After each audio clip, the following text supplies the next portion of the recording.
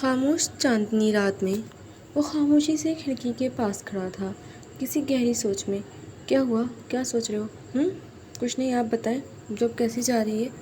اس کے ہاتھ سے کافی مگ لیتے اس نے سوال کیا۔ ابھی تک تو بہتر ہے، لیکن آپ کو کیا ہوا؟ پریشان لگ رہے ہیں۔ کچھ نہیں محمل، باہر چلیں؟ اس موسم میں بارش ہونے والی ہے۔ میں موسم کی پہلی بارش آپ کے ساتھ بھیگنا چاہتا ہوں، ذرا سا جھک کر اس نے کہا تو اس کے سرخی اس کے آرزو پر پھیلی تھی۔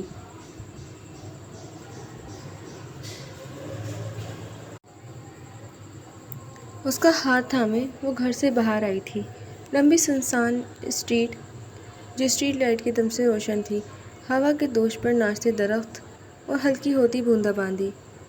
اسے یہ سب کسی خواب کا حصہ لگ رہا تھا۔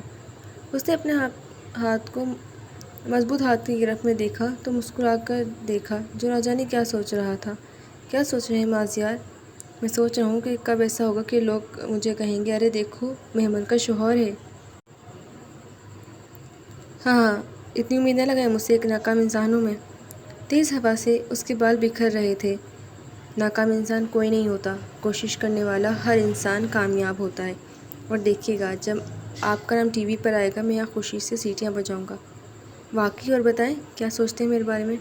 یک وقتہ سڑک پر اس کے ساتھ چلتے وہ فرمائش کر رہی تھی۔ اپنے لفظوں میں کہوں گا تو شاید انصاف نہ کر سکوں، لیکن جان کیٹس کہتے ہیں کہ وہ رکا تھا۔ اگر تم مجھ سے محبت نہ بھی کرو تب بھی میں تم سے اپنی والہانہ وابستگی سے باز نہیں آؤں گا۔ تو سوچو، اگر مجھے علم ہو جائے کہ تمہیں مجھ سے محبت ہے تو میری برفدگی کا کیا عالم ہوگا۔ وہ اس لمحے میں ٹھہر جانا چاہتی تھی۔ اب آپ کی باری ہے محمل میں وہ لہجہ بھر کو رکی تھی۔ جب آپ میرے ساتھ ہوتے ہیں مجھے ایسا لگتا ہے سکون میرے دل میں ٹھہر سا گیا ہے، اور یہ سکون محبت سے بڑھ کر ہے۔ میں نے محبت کو دیکھا نہیں ہے، لیکن اب مجھے لگتا ہے اگر محبت ہوگی تو بالکل مازیار جمشید سی ہوتی۔ اس کا لہجہ مازیار کی طرح ہوتا، وہ ایسی ہوتی کہ جس کے دور جانے سے سامنے والے کا دل بند ہونے لگتا۔ ہلکی بارش میں بھیگتے وہ اپنا دل کھول کر اس کے سامنے رکھ رہی تھی۔ مازیار نے اس کے چہرے پر پڑتے بارش کے قطروں کو روکا تھا۔ اپنے چہرے پر اس کے ہاتھوں کا سایہ تھا، وہ بارش کی بوندیں خود میں جذب کر رہا تھا۔ وہ اسے دیکھ کر رہ گئی، اتنا مکمل شخص اس کے نصیب میں تھا اور وہ کس کی خواہش کر رہی تھی۔ وہ اس کے بخت کا ستارہ تھا، روشن ستارہ۔ اس کے ماں باپ نے اس کی پرورش بہت اچھے سے کی تھی۔ آئی لو یو مازیار۔ برستی بارش، تیز ہوائیں اور یہ حسین ساعتیں۔ محبت ہے آپ سے اتنی کہ آپ کے بغیر لگتا ہے سانس بھی نہیں لے سکوں گی میں۔ آپ نے مجھے جینا سکھایا ہے۔ بہت شکریہ آپ کا، مجھ پر یقین کرنے کے لیے، مجھے پرواز کے لیے پڑھ دینے کے لیے۔ آپ میری کسی نیکی کا صلہ ہیں۔ اس کی آنکھیں بند تھیں۔ مازیار نے آہستہ سے اسے اپنے حصار میں قید کیا کرتے اس کے بالوں کو چھوا تھا اور وہ خوشبو سانسوں میں اتاری تھی۔ میں آپ کو چاند کہتی ہوں اپنی زندگی کا، اور میں ستارہ ہوں، لیکن ایک بات یاد رکھیں، آپ مجھے چھوڑ کر کبھی نہیں جائیں گے۔ اس کے سینے پر تھوڑی ٹکاتے اس نے ان سرمئی آنکھوں میں دیکھا تھا، کیونکہ میرے بغیر آپ چاند بالکل بھی نہیں لگے گی۔ چاند ستارے ایک دوسرے کو مکمل کرتے ہیں، جیسے آپ اور میں۔ اس کے انداز پر وہ اس کی ناک دباتا ہنس پڑا تھا۔ دونوں کی آنکھیں نم تھیں، دونوں نے ایک طویل مسافت طے کی تھی، دونوں نے اپنے اپنے حصے کی جنگ لڑی تھی، مگر اب تھا ساتھ مل کر اس جنگ کو لڑنے کا اور جیتنے کا۔ بادل کی اوٹ میں چھپا چاند ہولے سے ان کی باتوں پر مسکرایا تھا۔ دو دیوانے اس حسین موسم میں اپنے نئے رشتے کی شروعات کر رہے تھے۔ تمام ستاروں نے انہیں دائمی ساتھ کی دعا دی تھی۔ چاروں طرف فائلوں کا ڈھیر لگا تھا اور وہ دونوں پرانہماک سے موبائل ٹارچ تھامے ایک ایک کر کے ساری فائلز چیک کر رہی تھیں۔ کچھ ملا سبینہ؟ فی الحال تو کچھ نہیں ملا، لیکن مجھے پورا یقین ہے ضرور کچھ نہ کچھ ہمارے لیے ہوگا یہاں۔ صفحات پلٹتے وہ پرعزم تھی۔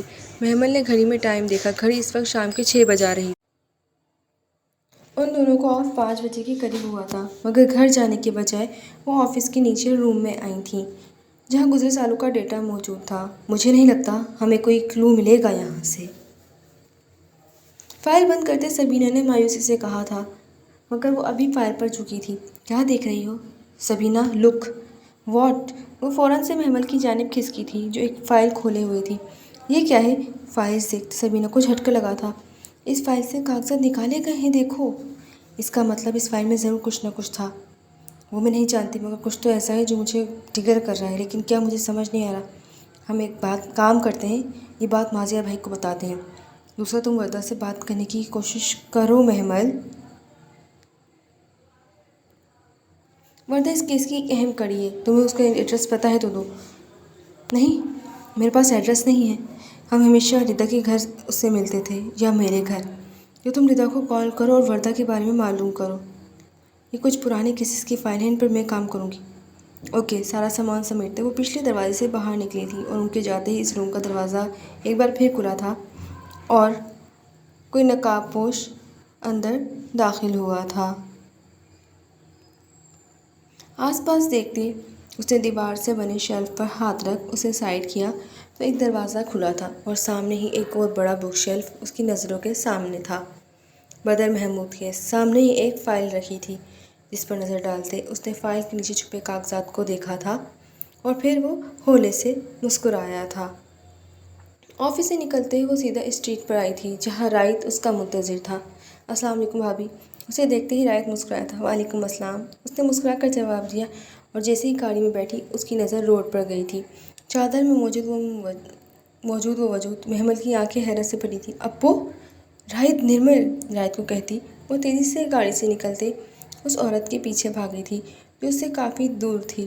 ابو رک جائیں نرمل! وہ وہیں سے چلائی تھی۔ تیزی سے روڈ کراس کرتے وہ مسلسل آوازیں دے رہی تھی مگر وہ عورت چلتی چلی جائے گی جسے اگر پیچھے مڑ کر دیکھا تو پتھر کی ہو جائے گی۔ اس سے پہلے محمل اس تک پہنچتی ایک گاڑی ان کے درمیان آئی تھی۔ اسے تیزی سے رخ موڑا تھا مگر تب تک بہت دیر ہو چکی تھی۔ وہ عورت لمحوں میں نظروں سے اوجھل ہوئی تھی۔ کیا ہوا؟ آپ ٹھیک تو ہیں؟ کہاں ہے وہ؟ پھولی سانسوں کے ساتھ رائد نے کئی سوال اس سے کیے تھے۔ رائد گھر چلتے ہیں پلیز۔ وہ واپسی کے لیے قدم بڑھاتے وہ پریشان تھی۔ ایک نظر پھر اس نے پلٹ کر اس راستے کو دیکھا تھا جہاں سب اکا دکا لوگ نظر آ رہے تھے۔ رائد کے مطابق شاید اس کی نظروں کا دھوکہ تھا کیونکہ وہ مسلسل نرمل کے بارے میں سوچ رہی تھی مگر نہیں، اسے پورا یقین تھا وہ نرمل ہی تھی۔ گاڑی میں بیٹھتے اس نے ایک بار پھر پلٹ کر دیکھا تھا مگر وہاں کوئی نہیں تھا۔ تھک کر اس نے اپنا سر سیٹ سے ٹکایا۔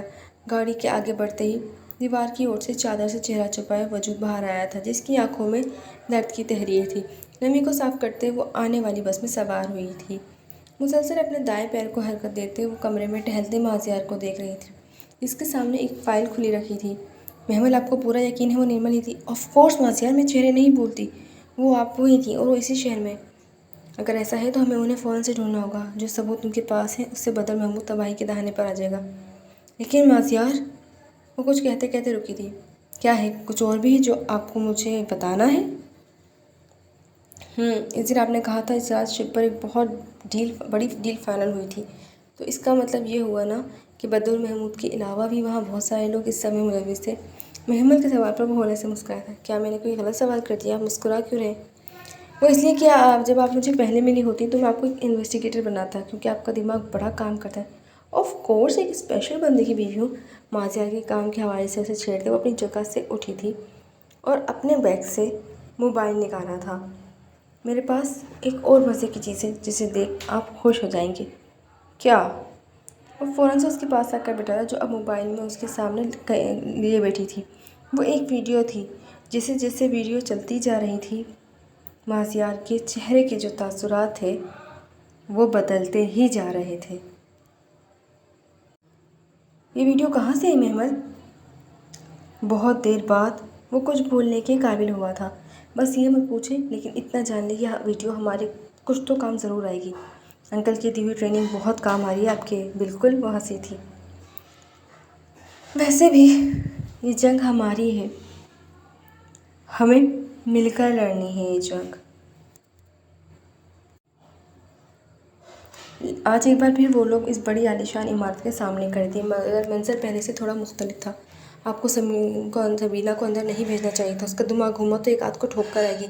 للی کو سب سے بڑی یہی ٹینشن تھی، اسی لیے تو اسے بھیجا ہے۔ تم ٹینشن مت لو، سائم اور رائد سب سنبھال لیں گے۔ وہ اپنی کہتے پراسرار سا مسکرایا تھا۔ کیوں؟ پتہ نہیں۔ دماغ میں کیا چل رہا ہے؟ کچھ نہیں چل رہا، بس میں یہ سوچ رہا ہوں تم کتنے اچھے سے سبینہ کو جانتے ہو۔ موبائل میں کچھ ٹائپ کرتے وہ ہلکے ہلکے سے انداز میں کہتے آگے بڑھا تھا، مگر جلیل وہیں رکا رہا۔ کیا یہ سب اتنا سیدھا تھا جتنا نظر آ رہا تھا؟ تو ایسا ہرگز نہیں تھا۔ بے چینی سے ٹہلتے اس نے گھڑی میں ٹائم دیکھا۔ رات کے 12 بجنے والے تھے۔ اس کا دل پوری رفتار سے دھڑک رہا تھا۔ مازیار اسے ایک اہم کام دے کر گیا تھا اور اب اس کام کو کرنے کا وقت ہونے والا تھا۔ بلیک شرٹ اور جینس پر کوٹ پہنے اس نے ماسک چہرے پر پہنا اور بالوں کو سیٹ کرتے کیپ پہنتے اس نے آئینے میں خود کو دیکھا تھا۔ اسے دیکھنے پر کسی لڑکے کا گمان ہوتا تھا۔ پرفیکٹ۔ گلوز پہنتے اس نے شوز پہنے اور سیڑھیاں اترتی وہ باہر کھڑی گاڑی میں سوار ہوئی تھی۔ 12 بج چکی تھی۔ گاڑی مصروف شاہراہوں سے گزرتے وہ ایک جنرل اسٹور پر آئی تھی، کچھ سامان خریدا تھا اور پھر واپس ایک گاڑی میں آ کر بیٹھی تھی۔ محتاط انداز میں ڈرائیو کرتے اس نے ایک یو ٹرن لیا تھا کہ اچانک گاڑی رکی تھی۔ اس نے بیک مرر سے اپنے پیچھے آنے والی گاڑی کو دیکھا تھا۔ ماتھے پر آیا پسینہ پونچھتے اس نے اسٹیئرنگ پر اپنی گرفت مضبوط کی تھی۔ وہ اتر کر اس کی گاڑی تک آیا تھا اور پھر کچھ دیر بعد وہ دونوں گاڑیاں سڑک پر خالی کھڑی تھیں۔ ہوٹل کے نچلے حصے میں بنے اس بڑے سے میٹنگ روم میں بڑی بڑی شخصیات موجود تھیں۔ اگر کوئی ان کی یہاں موجودگی کا مقصد جان لیتا تو اسی وقت انہیں موت کے گھاٹ اتار دیتا۔ انہی لوگوں کے درمیان وہ بیٹھا تھا سب سے آگے۔ بدر محمود، کیا کہا تھا تم نے؟ وہ لڑکی مل جائے گی۔ تم پچھلے کئی سالوں سے صرف ہمیں بول رہے ہو، آخر وہ کب تک ہماری دسترس میں آئے گی؟ مالک، وہ بدر محمود نے خوف سے اس آدمی کو دیکھا تھا، وہ جو دوسروں پر حکومت کرتا رہا تھا، آج وہ بھی کسی کا غلام تھا۔ تم جانتے ہو نا ہم سے وعدہ خلافی تمہیں کتنی سزا بڑی مل سکتی ہے؟ جی مالک، اس آدمی کے پیروں میں بیٹھتے وہ جلدی سے سہلایا۔ تمہارے راستے کے سارے کانٹے ختم ہو گئے